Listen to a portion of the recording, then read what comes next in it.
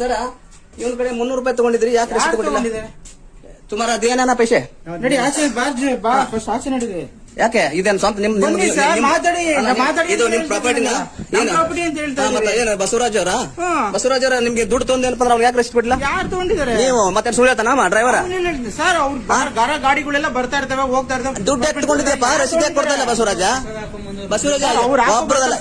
ಅಯ್ಯೋ ಅಯ್ಯೋ ನಿಮ್ಗೆ ಲಕ್ಷಗಟ್ಟಲೆ ಸಂಬಳ ಇದೆ ಬಸವರಾಜ್ ಅವರೇ ಲಕ್ಷಗಟ್ಟಲೆ ಸಂಬಳ ಇದೆ ಬರ್ತಾರೆ ಅವ್ರು ಹೇಳ್ತಾರೆ ಹೇಳ್ತಾರೆ ಅವರು ಮಾಡ್ತಾರೆ ಯಾರಿಗೆ ಹೇಳ್ತಾರೆ ಅವ್ನ ಕಡೆ 700 ರೂಪಾಯಿ ತಗೊಂಡ್ರಿ ಇಸ್ಕೊಂಡಿಲ್ಲ ಸರ್ ಪ್ಲೀಸ್ ಅವ್ರು ದುಡ್ಡು ಕೊಡ್ರಿ ನೀವು ದುಡ್ಡು ಕೊಡಬೇಕು ಇಸ್ಕೊಂಡಿಲ್ಲ ಅಂತ ಹೇಳ್ತಾರೆ ಈಗ ಸರಿ ಆಯ್ತು ನಿಮ್ಮ ಓಚರದಲ್ಲಿ ನಡ್ರಿ ಒಂದ್ ನಿಮಿಷ ನೀವು ಒಂದ್ ನಿಮಿಷ ಬಸವರಾಜ್ ಅವರೇ ಬನ್ನಿ ನಾನು ಮಾತಾಡ್ತಾ ಇದ್ದೀನಿ ಈಗ ನಾನು ಅಲ್ಲಿ ಎಷ್ಟು ನೀವು ರೊಕ್ಕ ಕಲೆಕ್ಟ್ ಮಾಡಿದ್ರಿ ಎಷ್ಟು ಬಿಲ್ ಆಗಿದೆ ಪ್ಲೀಸ್ ನೀವ್ ಎಣಿಸಿ ಬನ್ನಿ ನೀವು ಮಾತಾಡ್ತಾ ಎಲ್ಲಿ ಬರೋದು ಬನ್ನಿ ಎಷ್ಟು ಮಾಡಿದಾರೆ ನಾವ್ ಹೇಳ್ಬಿಟ್ರೆ ತಾನೆ ನೀವು ಹೌದು कितना पैसे दे लिया क्या रसीद क्या दिया कितना क्या 300 रुपए लिया सही तुम दिन भर काम करे तो 300 रुपए नहीं मिलेगा नहीं छोड़ना क्या करे क्या रसीद क्या नहीं दिया 300 कितना लिया तुम्हारा 300 रुपए 300 रुपए 300 रुपए लिया रसीद नहीं दिया नहीं दिया रसीद एक मिनट जरा गाड़ी साइड को रखो ना तुम्हारा 300 रुपए वापस दिलाता हूँ एक मिनट 300 रुपए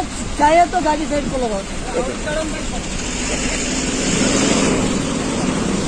ಇದು ನಾವು ಆರ್ಟಿಒ ಏನಪ್ಪ ಜಲ್ದಿ ಚೆಕ್ ಪೋಸ್ಟ್ ಬಂದಿದ್ದೀವಿ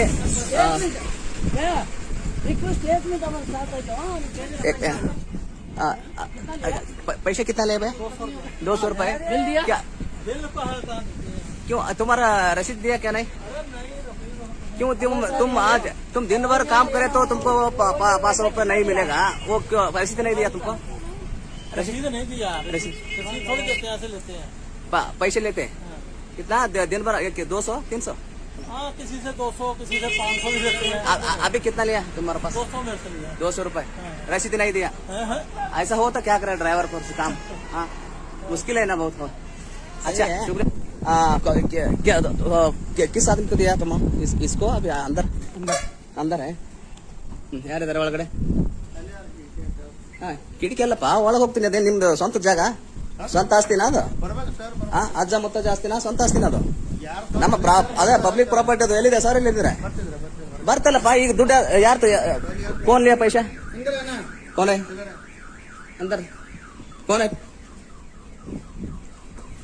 ಎಲ್ಲಿ ಎಲ್ಲಿ ಎಲ್ಲಿ ಎಲ್ಲಿ ಹೊಲ್ದಾಗ ಓಡಿ ಹೋದ್ರಾ ತಾವು ನೋಡ್ಬೋದು ಎಲ್ಲಿದಾರ ಸರ್ ಸರ್ ಬನ್ರಿ ಬರ್ರಿ ಸರಿ ಸರ್ ಇವನ ಕಡೆ 300 ರೂಪಾಯಿ ತಗೊಂಡಿದ್ರಿ ಯಾಕೆ ರಸೀದಿ ಕೊಟ್ಟಿಲ್ಲ तुम्हारा दिया ना पैसे नडी आचे बा फस्ट आचे नडी ಯಾಕೆ ಇದೇನು ಸ್ವಂತ ನಿಮ್ ಮಾತಾಡಿ ಇದು ನಿಮ್ ಪ್ರಾಪರ್ಟಿನ ಪ್ರಾಪರ್ಟಿ ಅಂತ ಹೇಳ್ತಾ ಮತ್ತೆ ಏನು ಬಸವರಾಜ್ ಅವರ ನಿಮ್ಗೆ ದುಡ್ಡು ತೊಂದೇನಪ್ಪ ಅಂದ್ರೆ ಅವ್ರು ಯಾಕೆ ರೆಸ್ಟ್ ಬಿಡ್ಲಿಲ್ಲ ಯಾರು ತಗೊಂಡಿದ್ದಾರೆ ನೀವು ಮತ್ತೆ ಸುಳ್ಳು ಹೇಳ್ತಾನ ಡ್ರೈವರ್ ಸರ್ ಅವ್ರ ಗಾಡಿಗಳೆಲ್ಲ ಬರ್ತಾ ಇರ್ತವೆ ಹೋಗ್ತಾ ಇರ್ತವೆ ದುಡ್ಡು ಎತ್ಕೊಂಡಿದ್ಯಪ್ಪ ರಸೀದಿ ಯಾಕೆ ಕೊಡ್ತಾ ಇಲ್ಲ ಬಸವರಾಜ ಅಯ್ಯೋ ಅಯ್ಯೋ ನಿಮ್ಗೆ ಲಕ್ಷಗಟ್ಟಲೆ ಸಂಬಳ ಇದೆ ಬಸವರಾಜ್ ಅವರೇ ಲಕ್ಷಗಟ್ಟಲೆ ಸಂಬಳ ಇದೆ ಬರ್ತಾರೆ ಅವ್ರು ಹೇಳ್ತಾರೆ ಹೇಳ್ತಾರೆ ಅವರು ಮಾಡ್ತಾರೆ ಯಾರಿಗೆ ಹೇಳ್ತಾರೆ ಅವ್ನ ಕಡೆ 700 ರೂಪಾಯಿ ತಗೊಂಡ್ರಿ ಇಸ್ಕೊಂಡಿಲ್ಲ ಸರ್ ಪ್ಲೀಸ್ ಅವ್ರು ದುಡ್ಡು ಕೊಡ್ರಿ ನೀವು ದುಡ್ಡು ಕೊಡಬೇಕು ಇಸ್ಕೊಂಡಿಲ್ಲ ಅಂತ ಹೇಳ್ತಾರೆ ಈಗ ಸರಿ ಆಯ್ತು ನಿಮ್ಮ ಓಚರದಲ್ಲಿ ನಡ್ರಿ ಒಂದ್ ನಿಮಿಷ ನೀವು ಒಂದ್ ನಿಮಿಷ ಬಸವರಾಜ್ ಅವರೇ ಬನ್ನಿ ನಾನು ಮಾತಾಡ್ತಾ ಇದ್ದೀನಿ ಈಗ ನಾನು ಅಲ್ಲಿ ಎಷ್ಟು ನೀವು ರೊಕ್ಕ ಕಲೆಕ್ಟ್ ಮಾಡಿದ್ರಿ ಎಷ್ಟು ಬಿಲ್ ಆಗಿದೆ ಪ್ಲೀಸ್ ನೀವ್ ಎಣಿಸಿ ಬನ್ನಿ ನೀವು ಮಾತಾಡ್ತಾ ಎಲ್ಲಿ ಬರೋದು ಬನ್ನಿ ಎಷ್ಟು ಮಾಡಿದಾರೆ ನಾವ್ ಹೇಳ್ಬಿಟ್ರೆ ತಾನೆ ನೀವು ಹೌದು ಗೊತ್ತು ನಾವು ಕೇರ್ ನಾವು ಗೊತ್ತು ನಾವು ಬನ್ನಿ ಅದೇ ನಾನು ನಾವ್ ಹೇಳಿ ಸುಮ್ನೆ ನೀವು ಬಂದ್ಬಿಟ್ಟು ಹಂಗ್ ಮಾಡಿದ್ರೆ ಏನ್ ತಪ್ಪು ಮಾಡ್ತಾವ ನಾವು ಕೆಲಸ ಮಾಡ್ತೇವೆ ಕೆಲಸ ಮಾಡಕ್ಕೆ ರಸೀದಿ ಕೊಡಬೇಕು ಕೊಟ್ಟು ಮಾತಾಡ್ತೀವಿ ಬಸವರಾಜ್ ನೀವು ನೋಡ್ಕೊಂಡು ಮಾತಾಡಿ ಎಲ್ಲರೂ ಒಂದೇ ತರ ಇರೋದಿಲ್ಲ ಯಾರು ಮಾಡೋದಿಲ್ಲ तुम पैसे दिया नहीं दिया ना ಮತ್ತೆ ಅವ್ನು ಸುಳ್ಳು ಹೇಳ್ತಾನ ನೀವು ಏನೇನ್ ಮಾಡ್ತಿರಲ್ಲ ರೆಕಾರ್ಡಿಂಗ್ ಮಾಡಕ್ ಕಳ್ಸಿದ್ರು ಡ್ರೈವರ್ ಕಳ್ಸಿ ಒಬ್ರಲ್ಲ ಈಗ ರೆಕಾರ್ಡಿಂಗ್ ಮಾಡಿ ಒಂದ್ ತಾಸಾಯ್ತು ಯಾರ ಕಡೆ ದುಡ್ಡು ತಗೊಂಡಿದ್ರಿ ಹೇಗೆ ತಗೊಂಡಿದ್ರಿ ಡ್ರೈವರ್ ಕೈಗೆ ಕ್ಯಾಮ್ರಾ ಕೊಟ್ಕೊಟ್ಟು ಕಳ್ಸಿದೀನಿ ಅವ ಬಸವರಾಜ್ ಇದು ಒಳ್ಳೆ ಲಕ್ಷಣ ಅಲ್ಲ ಬಸವರಾಜ್ ನಿಮ್ಗೆ ಸರ್ಕಾರ ನೌಕರಿ ಕೊಟ್ಟಿದ್ದಾನೆ ಇದನ್ನ ನೀವು ತಾವು ಗೌರವವಾಗಿ ಉಳಿಸ್ಕೊಳ್ಳೋ ಕೆಲಸ ಮಾಡ್ಬೇಕು ಇದುಗಳೇ ನಾನು ನಮಸ್ಕಾರ ನಾನು ಶಿವಾನಂದ ಹೇಳಿ KRS ಪಾಟೀಲ್ ರಾಜ್ಯ ಸಂಘಟನಾ ಕಾರ್ಯದರ್ಶಿ ಮತ್ತು ವಕೀಲನಾಗಿ ಕೆಲಸ ಮಾಡ್ತಿದ್ದೀನಿ ಹೀಗೆ ಇವತ್ತು ನಾವು Jalaki check post RTO office ಕಚೇರಿಗೆ ಇಲ್ಲಿ ಬಂದಿದ್ದೀವಿ ಸಾಕಷ್ಟು ಗಾಡಿಗಳನ್ನ ಭಯ ತುಮ कितना बार आते हैं आए तो सभी सब पैसे देते ना वहाँ से एक दिया तुम बोले ना महाराष्ट्र बॉर्डर में वो 500 रुपए रसीद नहीं दे रहे थे ವ್ಯವಸ್ಥೆ ಮಧ್ಯೆ ಇವತ್ತು ಕರ್ನಾಟಕದಲ್ಲಿ ಏನಪ್ಪಾ ಅಂದ್ರೆ RTO ಅಧಿಕಾರಿಗಳು ಇಷ್ಟು ಏನೋ ಗಬ್ಬೆದ್ದು ನಾರುವ ಮಟ್ಟಕ್ಕೆ ಹೋಗಿದಾರೆ ನಾವು ತಿಳ್ಕೊಂಡಿರಲಿಲ್ಲ. ಯಾಕಂದ್ರೆ ನಾನು ಏನಪ್ಪಾ ಅಂದ್ರೆ ಇದು ಈಗಲ್ಲ, ನಾನು ಹತ್ತತ್ರ ಇವತ್ತು ನಾನು ಇಲ್ಲಿ ಬಂದು ಹತ್ತತ್ರ ಒಂದು 1.5 ಗಂಟೆ ಆಯ್ತು. 1.5 ಗಂಟೆ ಮೇಲೆ ಏನಪ್ಪಾ ಅಂದ್ರೆ RTO ಅಧಿಕಾರಿಗಳು ಎಲ್ಲಿ ಚೆಕ್ ಪೋಸ್ಟ್ ಅಲ್ಲಿ, ಆ ಚೆಕ್ ಪೋಸ್ಟ್ ನಲ್ಲಿ ಈ ಚೆಕ್ ಪೋಸ್ಟ್ ನಲ್ಲಿ ನಮ್ಮ ಹುಡುಗರನ್ನ ಕಳ್ಸಿನಿ. ಅಲ್ಲಿ 4 ಹುಡುಗರು ಇದ್ದಾವೆ. ಅಲ್ಲಿ ಏನಪ್ಪಾ ಅಂದ್ರೆ ಮತ್ತೆ ಡ್ರೈವರ್ ಕೂಡ ಜೊತೆ ಹೋಗಿ ಕ್ಯಾಮ್ರಾ ಕೊಟ್ಟು ನಾನು ಕಳಿಸಿದ್ದೀನಿ. ಯಾಕಂದ್ರೆ ಇವರೆಲ್ಲ ಏನೇನೇ ಮಾಡ್ತಿದ್ದಾರೆ ಅಂತ ಹೇಳಿ. ಸ್ಟೇಟ್ ರಾಜಸ್ಥಾನ್ ಸೇ ಯಾ ಸೇ ನೋಡಿ, ಅಷ್ಟು ದೂರಿನಿಂದ ಬಂದು ತಮ್ಮ ಜೀವನವನ್ನ ನಡೆಸುವಂತಹ ಜನ. ತುಮಿ ರಾಜಸ್ಥಾನ್ ಗಯಾ ತೋ ಐಸಾ ಕರ್ನಾಟಕ में ऐसा पैसे लेते हैं वो बोलते हैं ना कर्नाटक में बोलते हैं ऐसा हमारा इज्जत क्या होता है ಎಲ್ಲ ಕ್ಲಿಯರ್ ಮಾಡಿದ್ದಾರೆ. ಈಗ ಏನಪ್ಪ ನೋಡಿ, ಇಷ್ಟೊತ್ತರ ಎಷ್ಟು ಗಾಡಿ ಇತ್ತಿದ್ದಲ್ಲ, ಒಂದು ಗಾಡಿಗಳಿಲ್ಲ. ಈಗ ನೋಡಿ ಇಷ್ಟೊತ್ತರ ಇಷ್ಟು ಗಾಡಿ ಇದ್ದಂತವ್ರು ಎಲ್ಲ ಗಾಡಿಯನ್ನ ಕ್ಲಿಯರ್ ಮಾಡಿ ಕಳಿಸ್ತಾರೆ.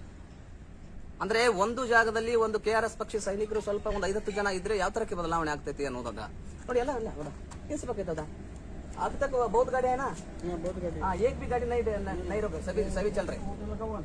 हाँ ಹೋಗ್ತಾ ಇರ್ತಾರೆ. ನಾವಂಗೆ ಆನ್ಸರ್ ಮಾಡೋಣ. ಸರ್ ನನ್ನ ಕಡೆ ವಿಡಿಯೋ ಐತೆ, ನಾನು ಸಾಕ್ಷಿ ತೋರಿಸ್ತೀನಿ. ಸರ್ ಸರ್ ನನ್ನ ಕಡೆ ಒಂದು ನಿಮಿಷ ಮಾತಾಡಿ. ನೀವಿಲ್ಲ ಬಂದು ಮಾತಾಡಿ, ಇಲ್ಲೇ ಇರ್ತೀನಿ, ನಾವ್ ಎಲ್ಲೂ ಹೋಗಲ್ಲ. ಯಾರು ಮಾತಾಡಲ್ಲ, ಯಾಕೆ ಮಾತಾಡೋ ಅವಶ್ಯಕತೆ ನಿಮ್ದಿಲ್ಲ. ನಾನು ಕೇಳ್ತೀನಿ ಹೌದಾ. ಈಗ ನೀವು ಕೇಸ್ ಹಾಕ್ಬೇಕಾಗಿತ್ತು, ನಾವೇನ್ ಬೇಡ ಕೇಸ್ ಹಾಕಿ. ರೆವಿನ್ಯೂ ಅಂತ 2.5 ಲಕ್ಷ 3 ಲಕ್ಷ ಡೈಲಿ 4 ಲಕ್ಷ ರೆವಿನ್ಯೂಗಳು ಬರುತ್ತೆ ಸರ್. ಸರಿ ನಾನು ಕೇಳ್ತೀನಿ, ಹಾ. ನೀವು ರೆವಿನ್ಯೂ ರಸೀದಿ ಏನ ಸರ್? ರೆವಿನ್ಯೂ ನಮ್ಮಲ್ಲಿ ಎಷ್ಟಾಗುತ್ತೆ ಅಂತ ನಮ್ಗೆ ಗೊತ್ತಾ ಸರ್? ಬನ್ನಿ ನಾನು ತೋರಿಸ್ತೀನಿ ರೆವಿನ್ಯೂ ಎಷ್ಟಾಗುತ್ತೆ, ಏನಾಗುತ್ತೆ. ನೀವು ಫೈನ್ ಹಾಕಿ ರಸೀದಿ ಕೊಟ್ರೆ ಸರ್ಕಾರಕ್ಕೆ ಹೋಗ್ತೈತಿ, ಇಲ್ಲಾಂದ್ರೆ ನಿಮ್ಮ ಮನೆಗೆ ಬರ್ತದೆ ಸರ್. ಫೈನ್ ಹಾಕ್ತಾರೆ ನಮ್ಗೆ. ಈಗ ನಾವು ರೆವಿನ್ಯೂ ಅವನು 300 ರೂಪಾಯಿ ಗೌರ್ಮೆಂಟ್ ರೆವಿನ್ಯೂ ನಾವ್ ಯಾಕೆ ಮಾಡ್ತೀವಿ ಸರ್? ನಮಗೆ ಅವರ 300 ನಾವು ನಿಜವಾಗ್ಲೂ ಇಸ್ಕೊಂಡಿಲ್ಲ ಸರ್. ಅಲ್ಲಿ ಯಾರಿದ್ರೆ ಅವನ ಬಡವನ ಅವ ದುಡಿತಾನ, ಗಾಡಿ ನಡೆಸುವಂತ ಜನರ ದುಡ್ಡು ನಿಮ್ಗಿಂತ ಸರ್ಕಾರಕ್ಕೂ ದುಡ್ಡು ನಾವು ಇಸ್ಕೊಂಡಿದ್ದೀವಿ ಸರ್.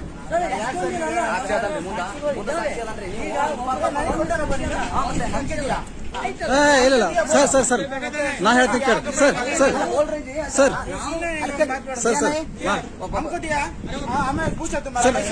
ನಾ ಹೇಳ್ತೀನಿ ರೀ. ಇವರು ಈಚೆ ಕಡೆ ಇದಾರೆ, ಅವ್ರು ಇನ್ನೊಬ್ರು ವೈಟ್ ಶರ್ಟ್ ಇದಾರೆ, ಅವ್ರು ಹೋಗ್ಯಾರಿ. ಇದೇ ಜಸ್ಟ್ ಹೊರಗೆ ಓಡಿ ಹೋದ್ರಿ. ಆಮೇಲೆ ಇವ್ರು ಇಲ್ಲಿ ಚೇರ್ ಮೇಲೆ ಕೂತಿರಿ. ನೀವು ಈ ತರ ಮಾಡಬಾರ್ದು. ನಾವು ನಿಜವಾಗ್ಲೂ ನಮ್ಗೆ ಇನ್ನೇನು ಗುರುಗಳೇ, ಸುಮ್ಮನೆ ನಾವು ಇಸ್ಕೊಂಡಿದೀವಿ ಅಂತ ನೀವು ನಮ್ಮ ಮೇಲೆ ಬಂದ್ಬಿಟ್ರೆ ನಾವು ಒಂದೇ ಸತಿ ಅವ್ರು ಯಾರು ಇಸ್ಕೊಂಡು ರೋಡ್ ಮೇಲೆ ಇರೋರ್ಗೆಲ್ಲಾನು ಭಯ ಇರುತ್ತೆ. ಕೇಸ್ ಹಾಕ್ತಾರೆ, ನಮ್ ಕೇಸ್ ಇರುತ್ತೆ, ಏನೋ ಡಿಫೆಕ್ಟ್ ಇರುತ್ತೆ, ಏನೋ ಕೇಸ್ ಹಾಕ್ತಾರೆ ಅಂತ ಭಯ ಇರುತ್ತೆ. ಅವ್ರು ಹೇಳ್ತಾರೆ, ಹಂಗ್ ಅಂದ್ಬಿಡ್ತಾರೆ. ಅವ್ರು ಹೇಳ್ತಾರೆ ಕೇಸ್ ಕೊಡಿ ಅಂತ ಹೇಳ್ತಾರೆ. ನಾವೇನ್ ಹೇಳೋಣ ನಿಮ್ಗೆ ಹೇಳಿ? ನೀವು ಕೇಸ್ ಹಾಕಕ್ಕೆ ಸರ್ಕಾರ ನಿಮ್ಮ ನೇಮಕ ಮಾಡಿದ್ದು ಕೇಸ್ ಹಾಕಲಿಕ್ಕೆ, ದುಡ್ಡು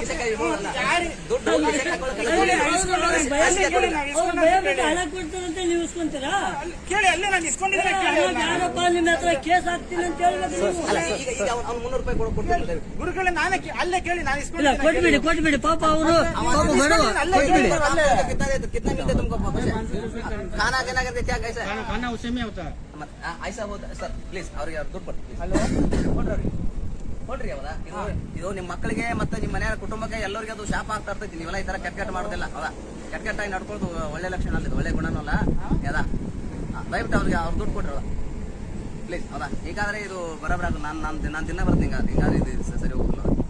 ನಿಮ್ ಕೆಲಸ ನೀವು ಮಾಡ್ತೀರಿ. ಹಾಗಾದ್ರೆ ಇವ್ರು ನಿಯತ್ತಿಂದ ಕೆಲಸ ಮಾಡ್ತೀರಿ, ಗಾಡಿಯಾಕೆಲ್ಲ ಕಳ್ಸ್ತಾರೆ. ಈಗ ನಾವ್ ಯಾರು ಬರೆಯಲ್ಲ. ನೀವು ಫಸ್ಟ್